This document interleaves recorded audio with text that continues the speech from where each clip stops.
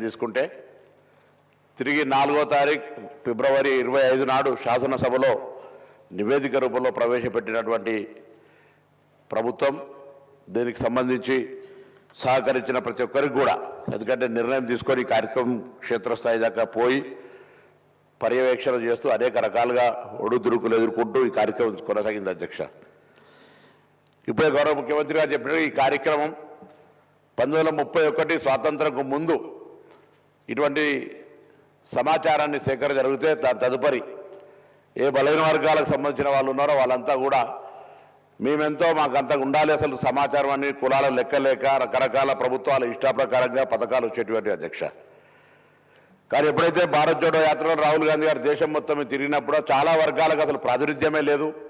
చాలా వర్గాలకు సంబంధించినటువంటి అవకాశాలు రావాలంటే ఎవరెంతో వారికి అంత తెలవాలి, వారికి అంత రావాల్సిందే అనేటువంటి నినాదం ఇచ్చి ఎన్నికల్లో చెప్పడం జరిగింది. అధ్యక్ష, మేము కూడా తెలంగాణ ప్రదేశ్ కాంగ్రెస్ తరఫున manifesto committee chairman Sridhar Babu గారి నాయకత్వంలో ఆ రోజు కామారెడ్డి డిక్లరేషన్ కమిటీ బీసీ డిక్లరేషన్కి సంబంధించి చైర్మన్గా ఉండి మేము బలహీన వర్గాలకు సంబంధించి స్పష్టంగా మేనిఫెస్టో, జనరల్ మేనిఫెస్టోతో పాటుగా మా మేనిఫెస్టోలో పెట్టడం జరిగింది. ఈ కుల సర్వేకు సంబంధించి మా ప్రభుత్వం కట్టుబడి ఉందని చెప్పినాం. అధ్యక్ష, 4వ తారీఖు నాడు క్యాబినెట్ అయింది. 16 నాడు ఇదే సభలో అందరి గౌరవ సభ్యుల సహకారంతో ఈ యొక్క తీర్మానం చేసుకొని పార్లమెంట్ ఎన్నికల తర్వాత ప్రత్యేకమైనటువంటి కార్యక్రమాల ద్వారా ప్లానింగ్ డిపార్ట్మెంట్, తెలంగాణకు సంబంధించినటువంటి ప్లానింగ్ డిపార్ట్మెంట్ చీఫ్ సెక్రటరీ గారి ఆధ్వర్యంలో, సందీప్ సుల్తాన్ గారి ఆధ్వర్యంలో ఈ యొక్క కార్యక్రమాన్ని 1,00,000 పైన ప్రభుత్వ ఉద్యోగులను, బయటి వాళ్ళనో లేకపోతే ఇంకోవరికి సంబంధించిన సమాచారం కాక ఇది ఒక ప్రభుత్వ ఉద్యోగులను వాడుకొని సమాచారాన్ని సేకరించిన. అధ్యక్ష, నేను ఈ యొక్క సభలో ఇక్కడ ఉన్నటువంటి ఇంతకుముందు గౌరవ ముఖ్యమంత్రి గారు కోరినట్టుగా పెద్దలందరినీ కోరుతా ఉన్నా. 1931 నుంచి సమాచారం లేదు, ఇలా సమాచారం వచ్చింది. సమాచారానికి సంబంధించి ఇంకా ఏదైనా సరిచేయాల్సిన అవసరం ఉంటే, ఇంకా ముందుకు పోవడానికి బలహీన వర్గాలకు సంబంధించిన న్యాయం చేయాలనుకుంటే దయచేసి సలహాలు సూచనలు చెప్పండి. తెలంగాణ ప్రభుత్వ బలహీన వర్గాల శాఖ మంత్రిగా ప్రభుత్వం సంబంధించి వాటన్నిటినీ బలహీన వర్గాల సంక్షేమం కొరకు తీసుకొని పోతాం. దయచేసి దీన్ని కూడా ప్రతిదీ రాజకీయం చేసినట్టుగా బలహీన వర్గాల ఆకాంక్ష ఇది. నేను ఇవాళ ఇక్కడ నుంచి ఈ వేదిక నుంచి కోరుతున్న తెలంగాణ బలహీన వర్గాల నాయకత్వం ప్రతి జిల్లాలో కూడా ఇవాళ ఒక స్వేచ్ఛగా భవిష్యత్తు కార్యక్రమాలను జరుపుకుంటామనేటువంటి ఒక ఆకాంక్ష వెలుపుచ్చాల్సిన అవసరం ఉంది. సంఘాలు కానీ మేధావులు కానీ ఇది గత కాలంగా చాలా కాలంగా డిమాండ్ చేస్తున్న వాళ్ళంతా ఇలా ఒక డిమాండ్ నెరవేరింది.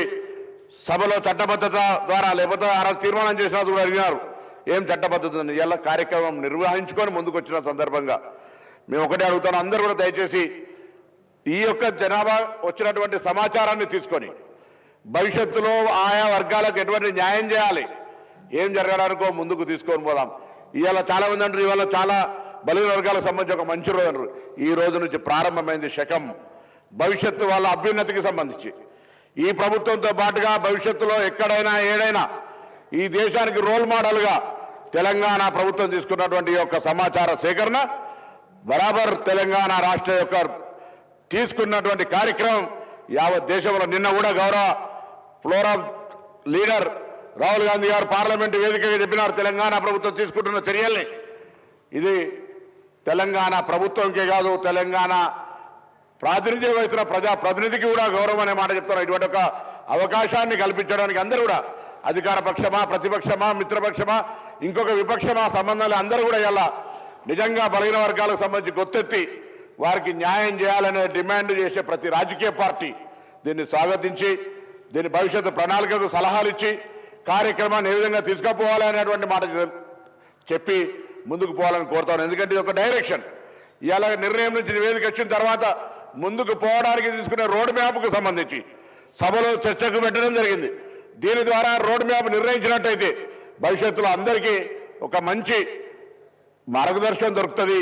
ఈ సభ తెలంగాణ వ్యాప్తంగా ఎదురు చూస్తున్నటువంటి బలహీన వర్గాలందరికీ కూడా ఒక అవకాశం వచ్చినట్టు. అధ్యక్ష, నేను 1986 మురళీధరరావు కమిషన్ వచ్చినాడు విద్యార్థిని. అధ్యక్ష, నా మాజీ బీసీ వెల్ఫేర్ మినిస్టర్ కమలాకర్ గారు, ఇప్పుడున్న కేంద్ర మంత్రి బండి సంజయ్ గారు కరీంనగర్ సంబంధించి అందరం కూడా ఆనాడు కమిషన్ మూవ్మెంట్లో పాల్గొని నినదించినటువంటి వాళ్ళం ఇవాళ శాసనసభ్యులుగా ప్రభుత్వంలో ఉన్నటువంటి వాళ్ళందరం కూడా ఇది ఒక చట్టం, ఒక సేకరణ, సమాచార సేకరణ జరిగి భావి తరాలకు న్యాయం జరగడానికి ఒక ప్రతినిధిగా, బలహీన వర్గాల ప్రతినిధిగా ఇవాళ మా ప్రభుత్వం ఇచ్చినటువంటి అవకాశం నుంచి ఈ కార్యక్రమం చేపట్టడం అంటే జీవితంలో ఒక గొప్ప కార్యక్రమం అనే మాట ఈ సందర్భంగా మనం చేస్తున్నాం. దీనికి సంబంధించి మా నాయకుడు రాహుల్ గాంధీ గారు కానీ, గౌరవ ముఖ్యమంత్రి గారు కానీ, ఉప ముఖ్యమంత్రి గారు కానీ, కమిటీ చైర్మన్గా మాకు మార్గదర్శకత్వం చేసినటువంటి ఉత్తమ్ రెడ్డి గారు కానీ, సహచర మంత్రులు కానీ, గౌరవ ప్రతిపక్ష నాయకులు కానీ,